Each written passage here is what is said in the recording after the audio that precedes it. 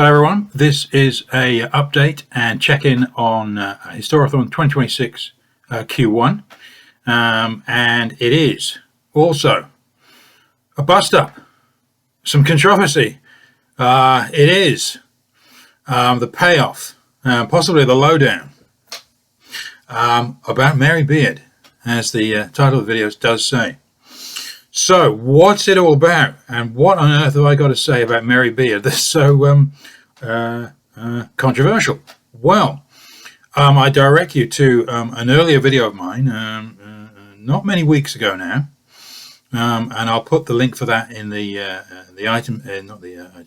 description box below. And yeah, in that, basically, this is a follow-up to that. In other words, there is more. Yeah.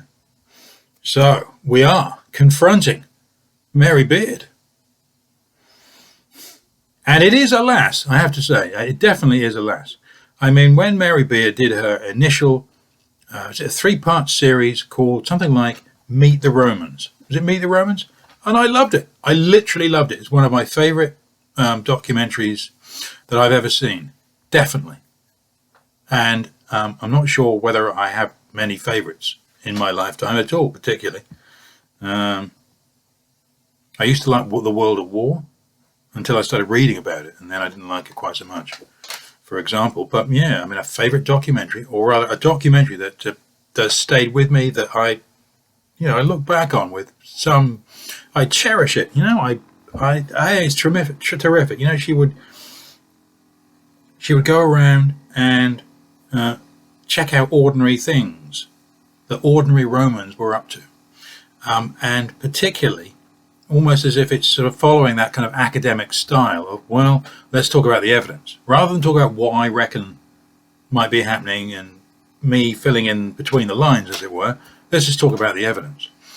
And she did that. Everyone who's seen it, it was just terrific, wasn't it? It was something like kind of there's a headstone over there, and it would be in Latin, and she would translate the Latin for us in front of the camera exactly who this person was, and they suddenly became, we were meeting the Romans. They were real people. It was absolutely fantastic. I was a good man. I married her and released her from slavery, and now that I'm dead, see to it that she's fine. Anyway, there I am over there, so be off with you. Yeah, but in my local charity bookshop, I encountered this: Mary Beard confronting the classics. Yeah, okay. And as I said in the previous video, it is kind of like, it's divided up into sections. Section 1 is ancient Greece. Section 2, heroes and villains of early Rome. Section 3, imperial Rome, and so forth. Section 4, Rome from the bottom up, typically for Mary Beard. Arts and culture, tourists and scholars in Section 5. Great, okay. Yes, so, Chapter 11 is called Looking for the Emperor. And it is basically a takedown of Anthony Everitt's the first emperor. She just simply annihilates him. She takes him apart. She disparages him, and it's not it's not pretty. Yeah. Anthony Everitt doesn't know what he's on about. Anthony Everitt is wrong. Anthony Everitt is, well, there's something wrong with him. Should sound familiar. So it doesn't seem like it's sort of kind of, well, there we are, a hit job on a fellow kind of academic and former director of the Royal Academy. Pretty amazing guy. And right, well, okay, so blimey. Well, why? What's the big deal?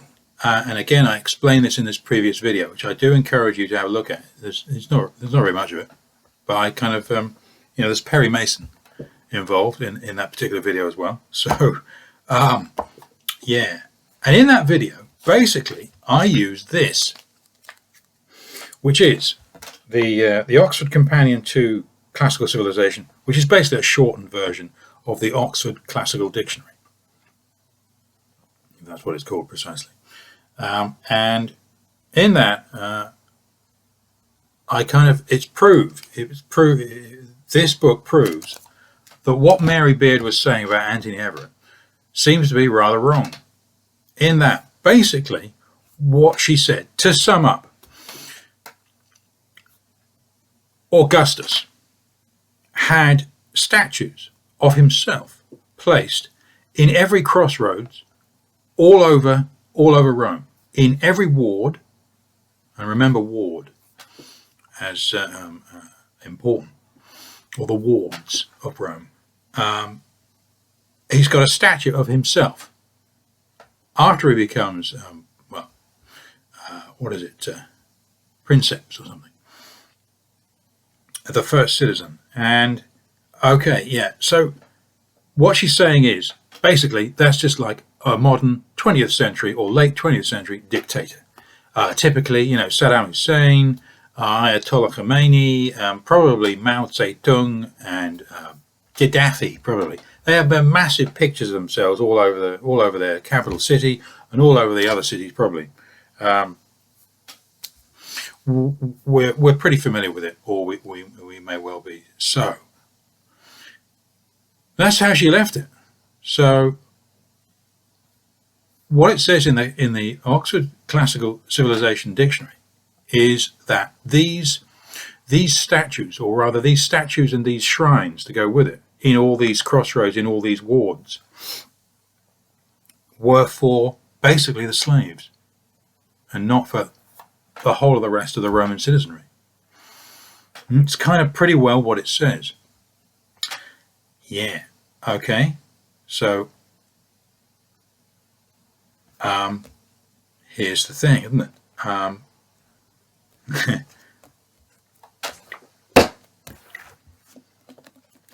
I'm reading this. I started reading this last year for Historical.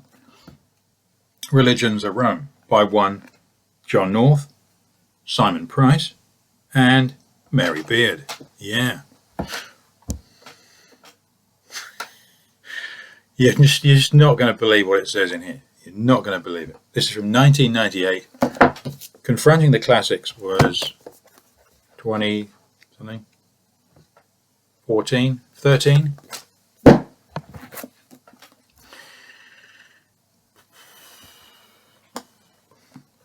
I have written at the back, statue in every street as my marker, and Augustus statue every ward crossroads. So we turn to these pages, and what do we discover?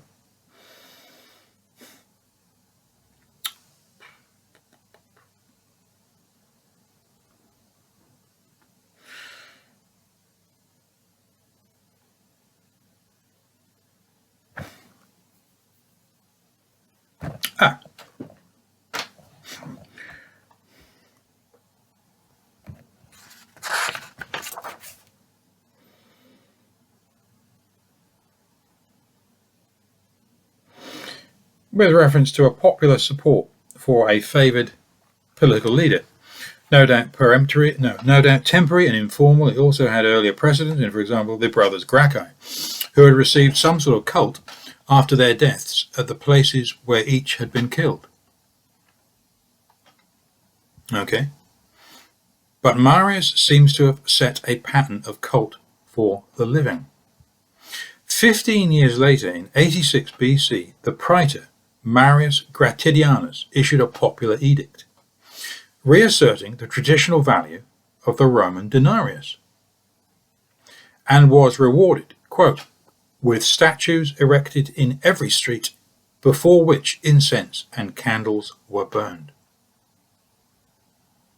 Statues in every street before which incense and candles were burned. It may be significant that Cicero connects these divine honours with the independent action of Gratidianus in issuing the edict in his own name, without reference to his colleagues, so directly linking divine status with political dominance. Like a dictator, maybe? Or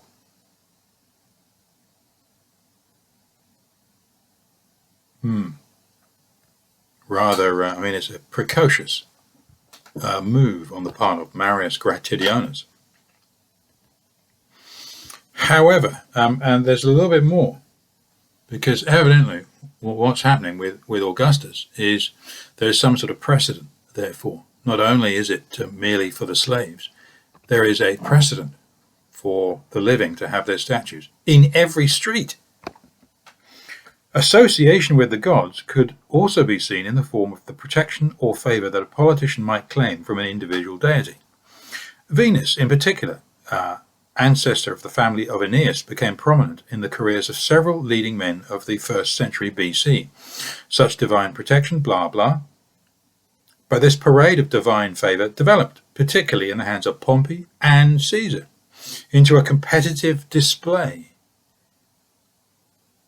of ever closer connections with the goddess, Venus.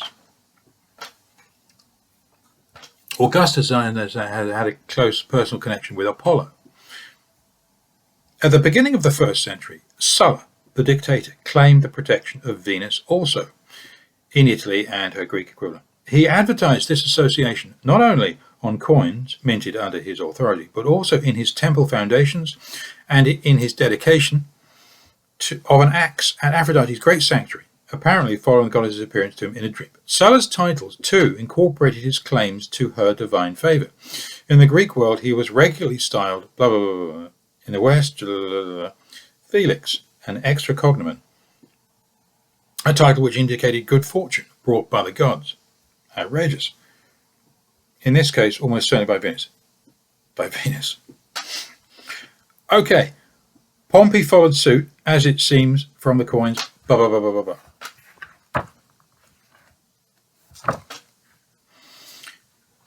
Page 188. So, to continue, on page 186, the Augustan reorganization of the ward cults gave the emperor a place throughout the city of Rome. The shrines continued to be repaired and used throughout the 3rd century and still feature in the catalogues of Roman monuments compiled in the 4th century. The cults were not a transient Augustan phenomenon, but played their part in permanently reorientating Roman religion under the empire. The creation of the new wards took the emphasis on place to every part of the city, where the emperor inserted within a religious framework. Or rather, here we see the emperor inserted within a religious framework that incorporated the whole city, by creating an opportunity for local participation in the creation of Imperial Rome's new mythology.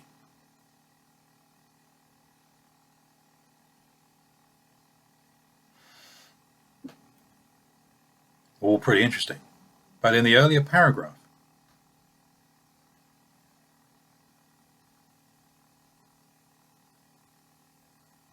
there were a wide range of scenes chosen to decorate the altars, and they are distinctive.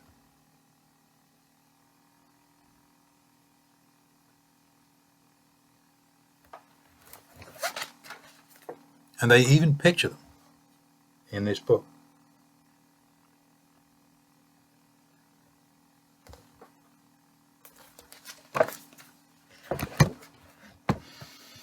Perry Mason coming up.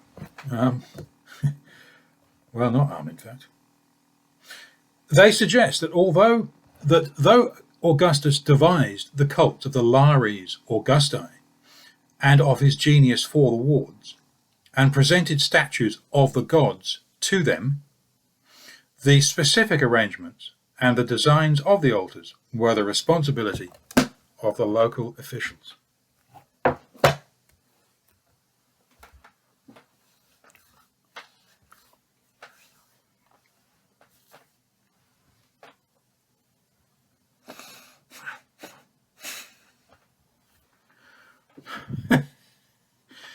So Mary Beard is responsible for writing that back in 1998. And yet in 2013, she's having a go at Anthony Everitt. Literally just annihilating the guy. The guy is a worm to be trodden on. Presumably for supposing that there must be something actually kind of quite good about, or there might be something, a positive element to Augustus's principate and that which followed. Presumably what it's on about, what she's on about. And she is in fact kind of a bit of a radical gal beneath that kind of likable public exterior. So there we are. That's Mr.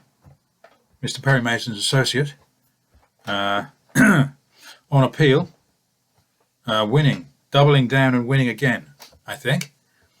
I don't know whether I got some clip that would be appropriate, but I think that's confronting Mary Beard,